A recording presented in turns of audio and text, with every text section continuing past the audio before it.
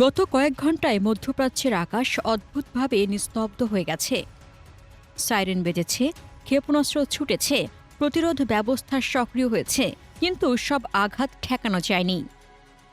Iran ও ইসরায়েলের মধ্যে সংঘাত এখন আর কেবল উত্তেজনাপূর্ণ অবস্থান নয়, এটি সরাসরি উন্মুক্ত যুদ্ধের রূপ নিয়েছে। এখন আর প্রশ্ন নেই যুদ্ধ শুরু হবে কিনা, বরং প্রশ্ন হলো এই সংঘাত কতদূর পর্যন্ত গড়াবে, কখন তা নিয়ন্ত্রণের বাইরে চলে যাবে। গত কয়েক ঘণ্টায় হামলা একবার বা দুবার নয়, বারবার ধারাবাহিকভাবে ঘটেছে। ঢেউয়ের পর ঢেউ আকারে ইরান ইসরায়েলের বিভিন্ন অঞ্চলে ক্ষেপণাস্ত্র হামলা চালিয়েছে, যার ফলে ক্ষয়ক্ষতি ও হতাহতের ঘটনা ঘটেছে। এটি কোনো বিচ্ছিন্ন ঘটনা নয়, বরং একটি ধারাবাহিক কৌশল। শুধু গত ২৪ ঘণ্টাতেই একাধিক দফায় আক্রমণ শনাক্ত হয়েছে। বারবার সাইরেন বেজেছে, প্রতিরোধ ব্যবস্থা সক্রিয় হয়েছে, কিছু ক্ষেপণাস্ত্র ভূপাতিত হয়েছে, আবার কিছু লক্ষ্যবস্তুতে আঘাত হেনেছে। এক রাতেই ৫ বারের বেশি বিভিন্ন এলাকায় হামলা হয়েছে। এটি আর প্রতিশোধমূলক হামলা নয়, এটি দীর্ঘস্থায়ী চাপ তৈরির কৌশল। ইরান যেন একেবারে ইসরায়েলকে ধ্বংস করতে চাইছে না, তারা ভিন্ন কৌশল নিচ্ছে: চাপ তৈরি করা, ক্লান্ত করে ফেলা, প্রতিরক্ষা ব্যবস্থার সীমা পরীক্ষা করা। বিশ্লেষকদের মতে ইরান ইচ্ছাকৃতভাবে এই আক্রমণের ছন্দ ধরে রেখেছে, যাতে বোঝা যায় ইসরায়েলের প্রতিরক্ষা ব্যবস্থা কতক্ষণ পর্যন্ত টিকে থাকতে পারে। এখানেই পরিস্থিতি বদলে যাচ্ছে, কারণ হামলা হচ্ছে, শুধু তাই নয়, হামলা থামছেই না। গত কয়েকদিনে ক্ষেপণাস্ত্র হামলায় ধারাবাহিকতা অব্যাহত রয়েছে। লক্ষ্যবস্তুতে রয়েছে বেসামরিক এলাকা ও কৌশলগত স্থাপনা, এবং হামলার তীব্রতা কমেনি, বরং বেড়েছে। কিছু প্রতিবেদনে বলা হয়েছে স্বল্প সময়ের মধ্যেই বড় আকারের হামলা চালানো হয়েছে এবং জটিল অস্ত্র, এমনকি ক্লাস্টার মিউনিশনও ব্যবহার করা হয়েছে। এর মানে স্পষ্ট, এটি কোনো শান্তির পূর্বাভাস নয়, এটি সর্বোচ্চ চাপের পর্যায়ে। এই অবস্থায় বড় প্রশ্ন উঠছে, এই ধরনের হামলা যদি চলতে থাকে তাহলে প্রতিরক্ষা ব্যবস্থা কতদিন টিকবে? অন্যদিকে একটি নতুন বর্ণনা সামনে আসছে। কথিত আলোচনা শুরু হয়েছে, সংঘাত নাকি শেষ পর্যায়ে যাচ্ছে। কিন্তু এখানেই বড় সমস্যা, ইরান স্পষ্টভাবে বলেছে কোনো আলোচনা হবে না। ভূ রাজনীতিতে প্রকাশ্যে যা বলা হয় সেটি প্রায়ই কৌশলগত বার্তা। ইরান বলছে যতক্ষণ সামরিক চাপ থাকবে তারা আলোচনায় বসবে না।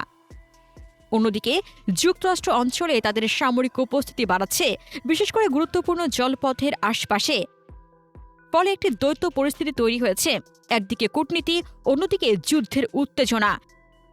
বিশ্ব এখন প্রশ্ন করছে, এটি কি সত্যিকারের আলোচনা নাকি চাপ সৃষ্টির আরেকটি কৌশল? ইরান কখনোই কারণ ছাড়া পদক্ষেপ নেয় না।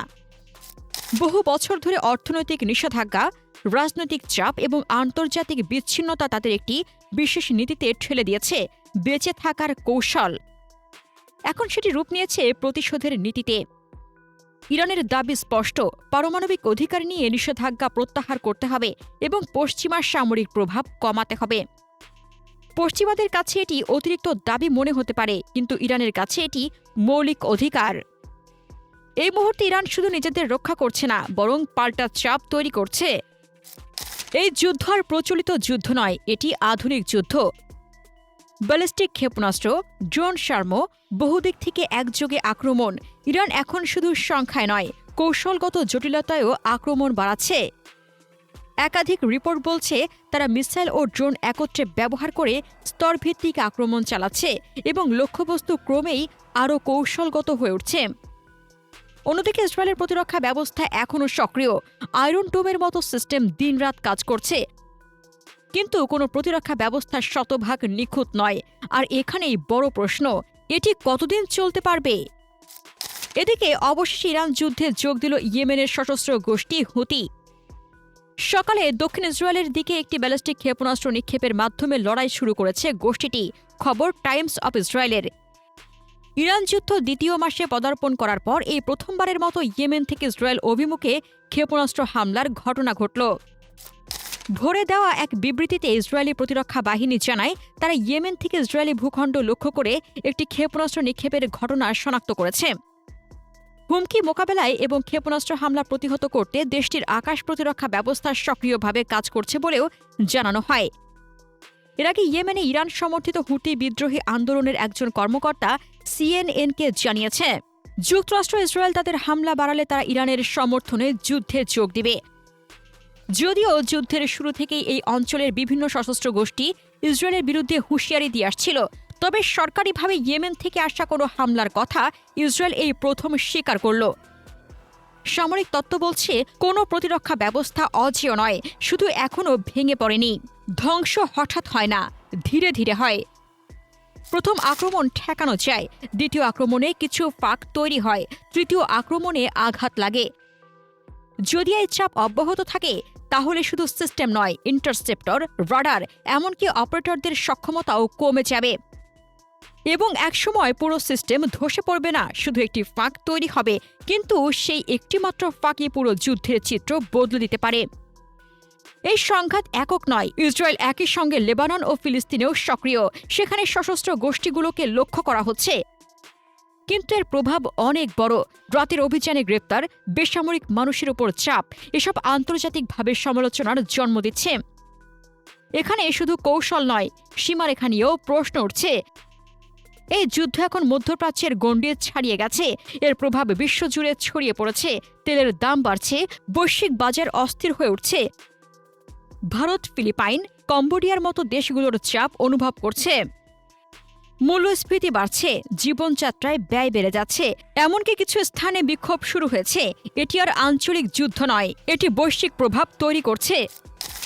যদি আমরা পুরো পরিস্থিতিকে সরলভাবে দেখি, হামলা চলছে, আলোচনা অনিশ্চিত, দুই পক্ষই অবস্থানে অনড়। ইরান পিছু হটছে না, ইসরায়েল থামছে না, বিশ্ব এখনও মধ্যস্থতা করতে পারেনি। এটি শেষ নয়, এটি একটি টার্নিং পয়েন্ট, যেখানে একটি সিদ্ধান্ত শান্তি আনতে পারে অথবা আরও বড় যুদ্ধের দরজা খুলে দিতে পারে। সবশেষে এই সংঘাত শুধু ইরান বা ইসরায়েল নিয়ে নয়, এটি বিশ্বের ভবিষ্যৎ নিয়ে। এটি দেখাচ্ছে কিভাবে একটি সংঘাত ধীরে ধীরে বড় হয়ে উঠতে পারে, কেউ বুঝে ওঠার আগেই। আজ আমরা উত্তেজনা দেখছি, কালের প্রভাব আরও ভয়াবহ হতে পারে। এখন প্রশ্ন কে সঠিক কে ভুল সেটি নয়, বরং প্রশ্ন হলো এই সংঘাত কোথায় গিয়ে শেষ হয়। প্রিয় দর্শক, যদি এই হামলা এভাবেই চলতে থাকে আর কোনো পক্ষ পিছু না হটে, তাহলে কি আমরা একটি নতুন বিশ্বযুদ্ধের দিকে এগোচ্ছি, নাকি এখনও সময় আছে কিছু থামানোর? আপনার মতামত কমেন্টে জানান।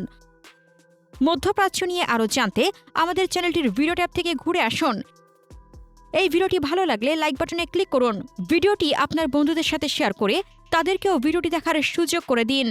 ধন্যবাদ।